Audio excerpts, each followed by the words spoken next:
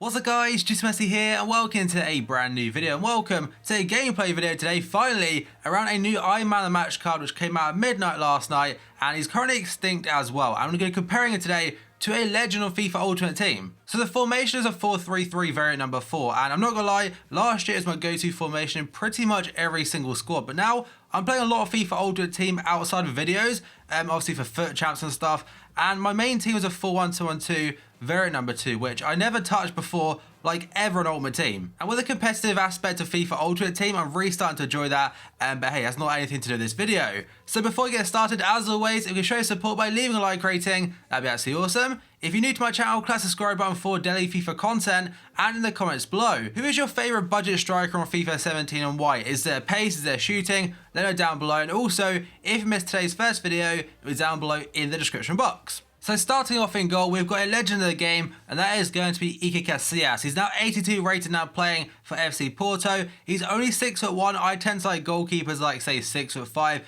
Like I think Jack Bullen's 6'5", as well as Courtois, who's my go-to goalkeeper right now, who's like 6'7" or something. I could be wrong, but he's a very, very tall keeper. Casillas, though, for the 6 games I did play, I won all 6, so obviously he wasn't much of an issue. 85 diving, 86 reflexes, and 80 positioning. His kicking is horrendous, like 58, but to be honest, I usually throw out my keeper, so again, not really too much of an issue. The right back is a player I've used a lot now, the SBC Hector Bellerin from Christmas Eve, in fact, and I've played 144 games with him now. He's in my main team, my Foot Champs team, a fantastic right back. Compared to Kyle Walker, some people prefer Kyle Walker. Personally, Bellerin edges it for me. I'm not sure why. It could be a 97 pace. He's only got 1 goal and 4 assists in 144 games, but 0 yellow cards and 0 red cards, which for me, I think is pretty damn impressive. Then we go on to right centre back, and it's the main reason I've got Casillas, because obviously it's a hyperlink. I packed him in my Foot Champs rewards this week. That is Meccano, a Spanish centre back from FC Porto. He's 6'2", he's left footed, so on the right hand side it's not kind of ideal, but I didn't really notice it too much. 71 pace, 85 defending, and 82 physical, and I think it's discard value, so if you got the coins, I'd definitely try him out.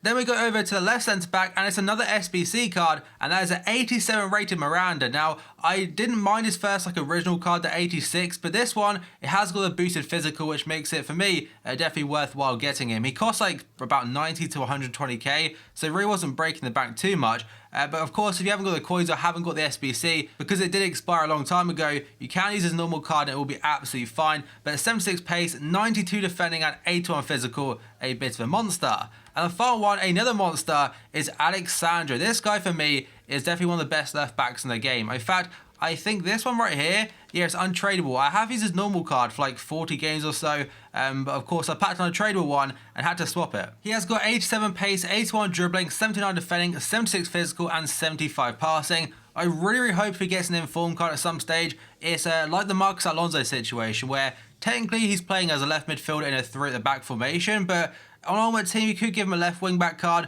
just so he can convert it down. He also has high work rates and just a very good player. Now we go on to the midfield trio. We got a non-rare card in there. Let's start off with him. And that is going to be Everton's Idrissa Gueye, or Idrissa Gueye, I'm not sure how you say his name.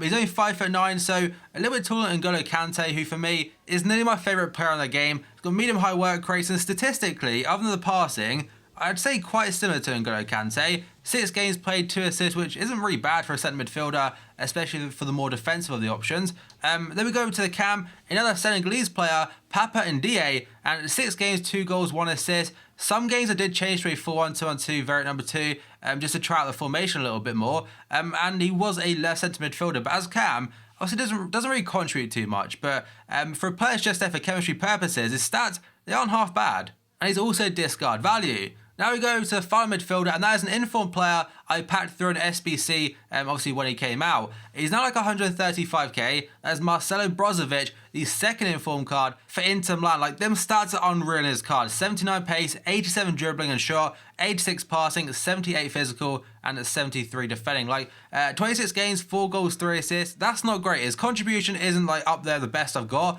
But for a centre midfielder, most of them, I think my main team I've got Dembele and Emre Can. Emre Can does contribute a lot, but Dembele, he's on the quiet side of things. If I was to suggest a place to play him, I'd probably say Cam. I know I haven't used him there personally, but his stats just suit it so much better. He's got good pace, the dribbling, the shooting, the passing, it's all there in a package. His only thing he's really lacking, really, is the 4-star skill moves. Now we go on to the front three, and first up, let's go to the right hand side. That is the in-form Sadio Mane, and not gonna lie, probably the biggest disappointment in the team. He cost me 61k about probably 2 or 3 months nearly now. Let me just quickly check his price. I'm pretty certain he's double that because he's gonna get an upgrade card, of course. 150, 140, like he's gone up so much, and potentially I probably will sell him. Maybe after this video, may wait till upgrades. Just for me, he didn't really cut it at all. 6 games, 0 goals, 0 assists, so 0 goal contributions in 6 matches for a winger. That is absolutely horrific. Now we go on to the left winger, a first donor, Ivan Perisic. I think it's his first in form maybe. But he played 6 games, getting 2 goals and 3 assists, so 5 contributions as a left winger in 6 games isn't bad. Compared to 0 from Sadio Mane, he looks incredible. But 5-star weak foot, 4-star skill moves. I want him as a central player, so if you were to have him as a cam or a striker, I think he'd be deadly, because I tried him as a left striker, I think it was, when I went to a 4-on-2-on-2 in one game, and he did score 2 goals. Or it might have been 1 goal, 1 assist, but either way, 86 pace and shot, 85 dribbling, 82 passing, and 81 physical. Has always been a great card on FIFA, so I'm not really too surprised. Now we go on to the main man, and he's currently extinct like I keep on mentioning, and that is going to be, where is he? He's not on page 1. All them lone players, they're annoying, that triggers me. There he is. So obviously the card is so bright, 85 rated. Fenerbahce striker this time, a position change, moves to SOW. 150,000 coins right now, 0 on the market, played 6 games, got 7 goals and 2 assists, which for a goal to game, it's not out of this world, but I did have 3 rage quits, so technically, probably a total of about 5 games completed, 4 games completed, it's not bad. His on-card stats are next level good, 89 pace, 87 dribbling, 88 shot, 80 passing, and 83 physical. Could probably play him like down as a cam, but a striker, he's got a bit of everything. Now, on your screen, I'm going to put a comparison of his in-game stats next to the legend George Weah. And the one thing that George Weah has over him, he's a little bit taller, but the main thing is he has 4-star skill moves, whereas SOW has got 3, but he has got a higher weak foot, so it kind of balances out a little bit. So SOW has got higher in-game stats total than a legend 89 rated George Weah. Obviously, when he comes down in price a little bit, for 100k or so, he'll be probably the perfect super sub. That's another thing that George Weah has over him, of course. He's a legend card. You can link him to anyone, but compare the prices as well, like 150k for SOW compared to God knows how much of Weah. I think you can call him a cheap alternative, because statistically on card, the only stat that Weah has better is the pace. But I'll talk about SOW in just a moment throughout the gameplay part of the video. There is the whole team. I played 6 games, 1-6 like I keep on mentioning, and overall I was pretty damn impressed. Like at first I was like, what type of team can you put SOW in that will compete in a weekend league situation? I think it's pretty close you can get, so of course you're going to sub off this guy and Guay for the likes of Renato Sanchez and N'Golo Kante, and you're good to go. I think out of all 6 games I played, I only made 1 set of substitutions in 1 game, and that was Sterling coming on at cam, and also Aubameyang coming on as a right winger. But anyway, let's jump into gameplay and show you what SOW can really do, and if he's a cheap George Weah. So now moving on to the gameplay, we played some really good teams today, including one with Paul Pogba right there to kick things off. Now, I'm going to talk about Moussa Sow first up. It's not a player review, obviously the video's about him, so I'll tell you his like pros and some potential cons in there along the way. So first up, his strength is next level good. I haven't seen properly what it is, I haven't noticed it in game, the actual stat, but he's so strong. Once you get running with him, he's so hard to push off the ball. I think that's the best thing about him, just being a bulldozer going through people. His finishing is next level good as well. The low driven, I mean anyone could do a low driven on this game. I did do it with Hector Bellerin quite a few times in the weekend league and stuff.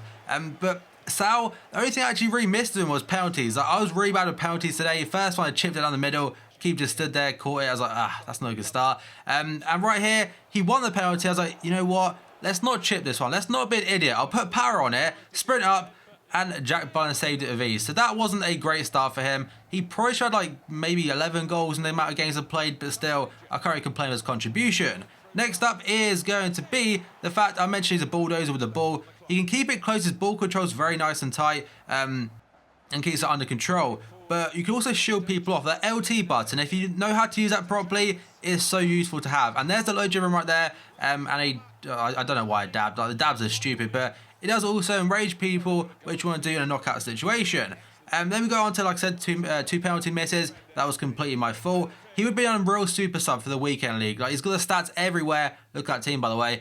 He's got the stats across the board to be great. The only thing I'd probably say is bad about him in regards to that, he's not really easy to put into a team which is going to get you, say, elite in weekend league. Obviously, you can link up to Legends maybe, but his club links, I think Robin van Persie is the highest one. And other than that, it's not looking too fantastic, but just a great card to have. If you use him as super sub, if you have 150k spare, maybe, his inform card's like 30k. That probably is as good as an option anyway. Then we got into the team. 4-3-3 variant number 4 is solid. I still prefer the 4-1-2-1-2 variant 2. That's just how I play now. I'm very much used to it. The Croatian hyperlink on the left-hand side, Brozovic to Perisic. That is great. It's very expensive right now, probably 210k or so, which I think for 2 inform cards like that, I don't know actually, is that expensive? Because they're 2 high-rated ones, like 285s, so I may be completely wrong there, but lucky for me, both first owner, hence why they're in the team. Mane was disappointing, really disappointing. It could be the fact that I was passing it a lot to Perisic and also obviously SOW, but I was expecting a lot. I was expecting to get goals and assists everywhere. It just really wasn't happening. And right there, we're coming into Cristiano Ronaldo. And the fun bit then is 6 games, 6 wins. So the hard teams we came against really didn't cause us any trouble whatsoever, guys. So that is going to be the end of the video. So as always, if you enjoyed it, show support by leaving a like rating. That'd be absolutely awesome. If you're new to my channel, click the subscribe button for daily FIFA content